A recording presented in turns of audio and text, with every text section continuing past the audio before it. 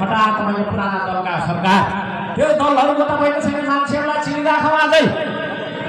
भ्रष्टाचारको कुरा थियो नेतृत्वको कुरा थियो तर सबैभन्दा ठुलो तपाईँको चाहिँ मान्छेले मन नपरेको कुरा के थियो भने सामाजिक सञ्जालमाथिको तपाईँको चाहिँ प्रतिबन्ध सामाजिक सञ्जाल भनेको बोल्न पाउने अधिकार हो अरूले बोल्दै गरेको तपाईँको चाहिँ सुन्न पाउने अधिकार हो बोल्नु पनि नपाउने सुन्नु पनि नपाउने हेर्नु पनि नपाउने